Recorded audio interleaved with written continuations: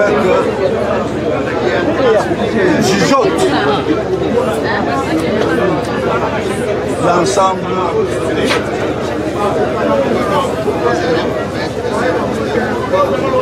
de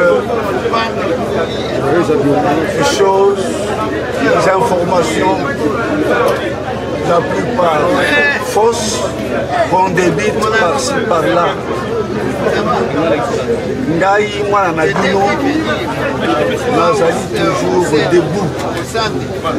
Makanisi na ngai, maele na ngai, bombo na ngai nyonso ezalaka mpona bolambu ya peuple.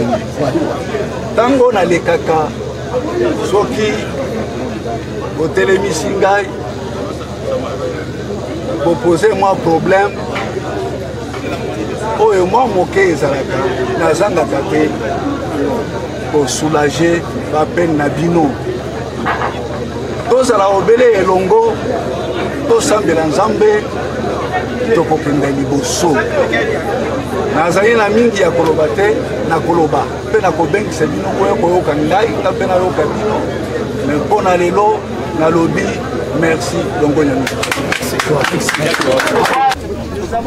Le jour où j'ai présenté ma démission, après avoir dirigé le gouvernement de salut public, qui a accompli les principales missions qui lui étaient confiées sous ma direction, je me suis imposé une ligne de conduite, à savoir le silence. J'observe ce silence jusqu'à nouvel ordre.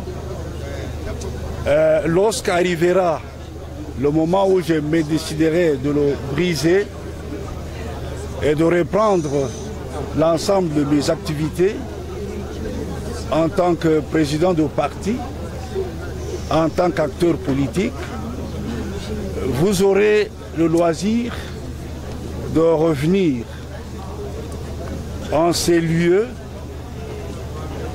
du socialisme, parce que vous avez vu le nom que porte ce siège, c'est Solferino. J'aurai ainsi l'occasion de vous parler et de dire ce que je pense sur la marche, sur notre chère patrie. Mais pour l'heure, je suis ravi de constater que vous êtes venus nombreux à l'appel du cabinet pour vous abreuver de la vérité. Dans tout ce que les hommes peuvent faire, ils doivent privilégier la manifestation de la vérité. Le contraire de la vérité, c'est le mensonge. Et un grand philosophe disait qu'un mensonge, même répété un million de fois, ne se transformera jamais en vérité. Et donc, comme je viens de le souligner, j'observe encore ce silence que je me suis imposé. Et dans quelques semaines, dans quelques mois, je serai contraint à briser ce silence et donc je parlerai. Vous savez que j'aime parler que pour dire des choses essentielles et je le dirai. Si ce n'est pas un secret, vous parlez d'un moment propice pour parler. Quels sont les événements précurseurs de ces moments si ce n'est pas un secret? Je préfère ne pas le dire. Je vous appellerai pour vous dire ce que je pense de la marche de notre pays. Et je vais m'étendre sur l'ensemble de secteurs d'aspect parce que je le maîtrise parfaitement étant donné que j'ai eu à diriger avec succès le gouvernement de la République qui a eu toutes ces performances qui ont été signalés, vantés ici et là, et même au-delà des océans. Je vous remercie. Et ce document, je vais le mettre à votre disposition. Et là-dessus, malgré les multiples contingentements financiers, je vous annonce que toutes les rémunérations ont été payées intégralement depuis le début du mandat jusqu'à notre sortie. Et avant de sortir, il est de coutume que des indemnités de sortie soient payées, représentant 6 mois de salaire. Ces indemnités ont été payées. Et le document que voici, que je vais encore vous donner, atteste bien que l'ensemble du personnel du cabinet a été payé. Il n'y en a pas eu pas un seul. Et les institutions concernées, que je vais citer tout à l'heure, n'ont enregistré aucune revendication, aucune réclamation. Alors le document, pour une meilleure compréhension, pour le paiement de ces indemnités de sortie, voici la procédure qui avait été suivie. Le ministère du Budget a procédé à la liquidation, le ministère des Finances à l'ordonnancement, la Banque centrale au décaissement des fonds qui ont été orientés vers une banque privée qui avait été choisie par le ministère du Budget et des Finances. Et c'est chez Equity Bank. C'est là que tous ces fonds ont été logés et un compte a été ouvert au profit de chaque membre de cabinet qui a dû toucher l'argent à partir de son compte et a utilisé son argent à sa guise. J'insiste, tout cela a été fait sans aucune interférence de la primature. Donc la primature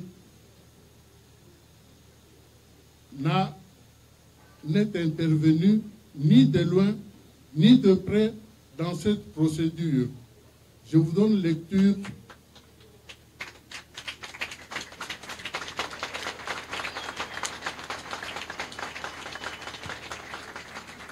Je vous donne lecture de ce document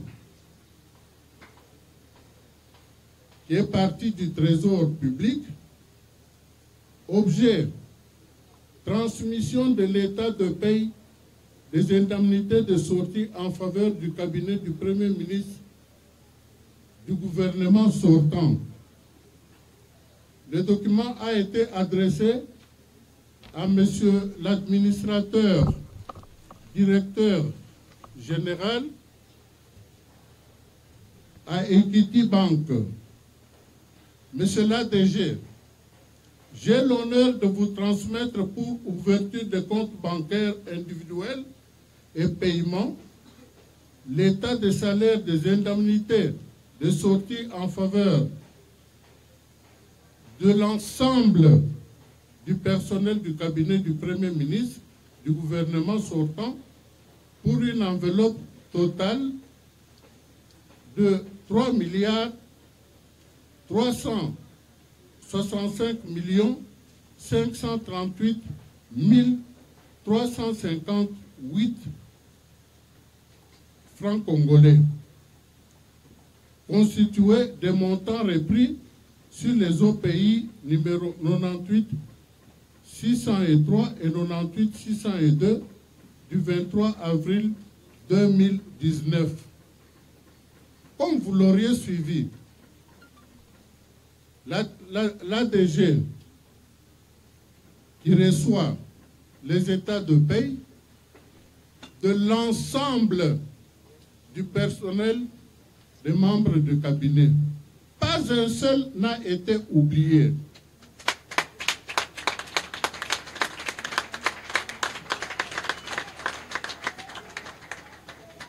Et à la fin, ni la banque Equity, ni le ministère des Finances, ni celui de budget n'ont enregistré aucune réclamation.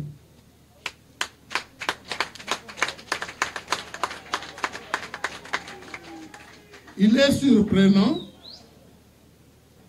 qu'au moment où ils devaient faire des revendications à ceux qui les payaient, c'est dans la rue que les revendications sont en train d'être faites. Vous comprendrez que le fait d'utiliser la rue, ce n'est pas du tout innocent. C'est parce que il y a un arbre qui porte de bons fruits et sur lequel il faut jeter de la pierre. Parce qu'on peut jeter. On ne peut jeter de la pierre que sur un arbre qui porte de bons fruits. M. Bruno Tshibala a fait porter au pays de bons fruits. Nous sommes en train de vivre la passation, les effets de l'alternance pacifique, et cela n'a pas contenté tout le monde. Ça fait des jaloux.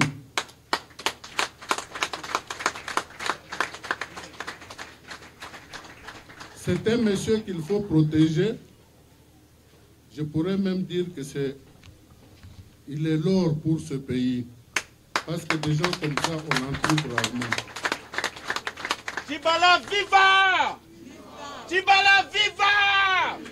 Tshibala viva! Tshibala viva!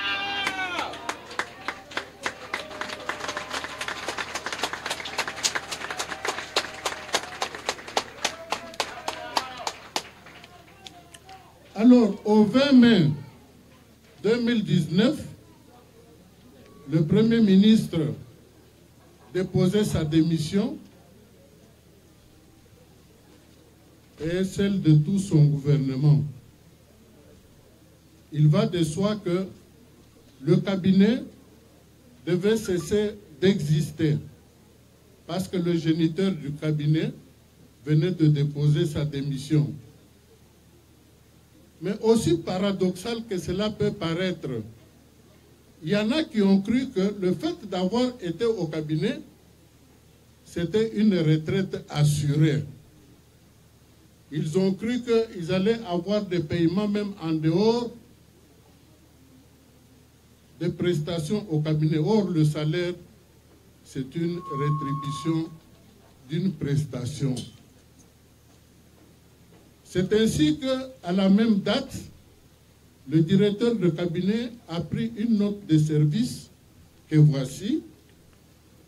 Fin de prestation des arriérés, complément de rémunération, conseiller chargé d'études et cellule management politique. Après le paiement des indemnités de sortie des membres du cabinet, il est mis fin aux prestations des conseillers chargés d'études et membres de la cellule de management politique à la primature. Aussi, seule une équipe restreinte est spécialement retenue pour les besoins de la remise et reprise. Concernant les arriérés de compléments de rémunération pour le mois de mars, avril et mai, leurs bénéficiaires seront payés des décaissements de fonds irrélatifs par le Trésor public, signé le directeur de cabinet. Sitôt dit, sitôt fait, parce que au 12 juillet 2019, suivait le paiement le complément de rémunération qui constituait des arriérés pour le mois de mars, avril, mai 2019. Et le paiement correspondait à la cessation définitive de prestations à la primature des membres de cabinet. Même si on n'a pas fait de grandes universités, quand on dit indemnité de sortie, c'est-à-dire qu'on sort, on devait comprendre facilement qu'on sortait du cabinet et que c'était fini. Alors, nous allons mettre à votre disposition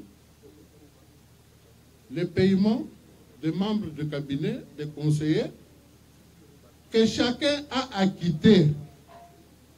C'est-à-dire que vous trouverez même parmi les oiseaux de mauvais augure qui crient, qui auront touché leur salaire. Je pense que la presse aura le courage de les dénoncer parce qu'ils ont eu à pratiquer la diffamation, tout simplement, sur la personne du Premier ministre sortant et honoraire, M. Bruno Tshibala-Nzeze. Voilà ce qu'on pouvait vous dire à propos des salaires et des indemnités.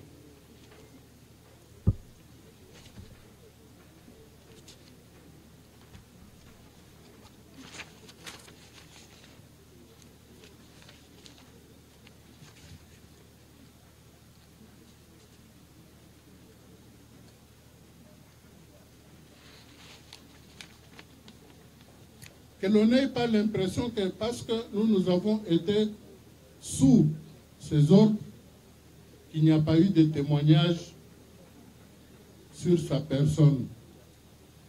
Tous ces documents, je vais les mettre à votre disposition. Ici, il s'agit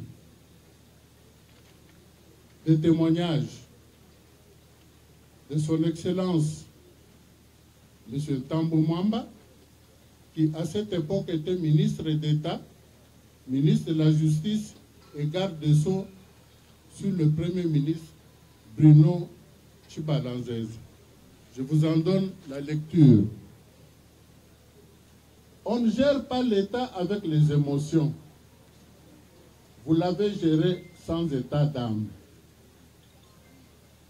Personne, monsieur le Premier ministre, n'a de leçons à vous donner sur la démocratie. Vous avez accepté d'être crucifié à l'issue des négociations du centre interdiocésain pour sauver le processus électoral et nous amener là où nous sommes arrivés aujourd'hui. Personne, monsieur le Premier ministre, n'a de leçons à vous donner en ce qui concerne la démocratie. Vous avez souffert dans votre chair pour la démocratie. Vous avez été en prison. Vous avez subi des outrages. Mais pour cette démocratie-là, vous avez décidé que vous allez maintenir le cap. Et vous l'avez tenu. Et les membres du gouvernement vous seront toujours gré d'avoir été un grand homme. Un grand homme, pas seulement par la taille, mais aussi par l'esprit et la façon de conduire les hommes. Si je n'avais pas le micro à main, j'allais applaudir.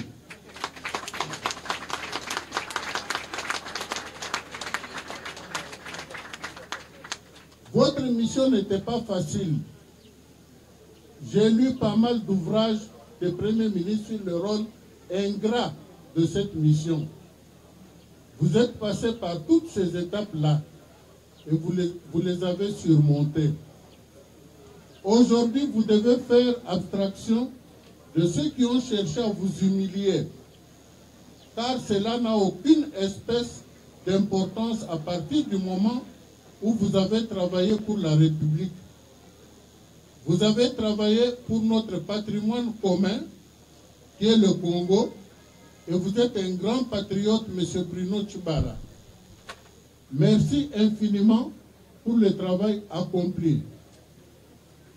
Vous allez partir tête haute.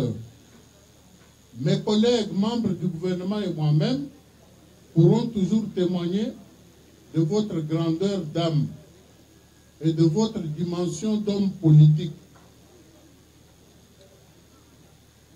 Il n'y en a pas beaucoup comme vous. Vous n'êtes pas entré dans la politique pour faire de l'argent.